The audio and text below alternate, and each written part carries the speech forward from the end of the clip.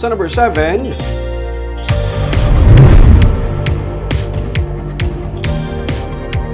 masobra sa 922,000 pesos nga balon sa poultry kag poultry products ang na-intercept sa Provincial Veterinary Office ang nagligad nga semana.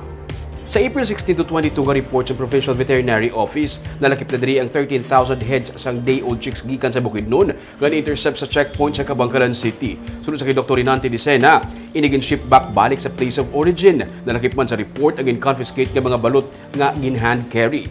May 3 man ka mga inugbula nga manok gikan sa Bayawan City sa Negros Oriental nga nagabalor sang 10,000 pesos ang gin-confiscate. Ginaligar nga gingulgulan liog ang mga manok sang tag-iya sini matapos wala gitugutan ang pagsulod sini sa boundaries sang Negros Occidental suno sa kay Dicena. Patag ni Dicena, sa executive order wala ginatugutan ang pagsulod sang buhi nga mga manok sa Negros Occidental, pero sarang man maka-ship out o kung makapadala sang buhi nga mga manok pagwa sa probinsya. Ini sa tinutuyo nga mapangapinan ang Negros Occidental kontra bird flu. Sa kagabi lamang sa Bradco Port, may 50 ka mga gamecocks o kung inugbulang nga mga manok ang wala gitugutan nga kagin pabalik man sunod sa kay Dicena. 500,000 pesos ang bilis ang among shipment.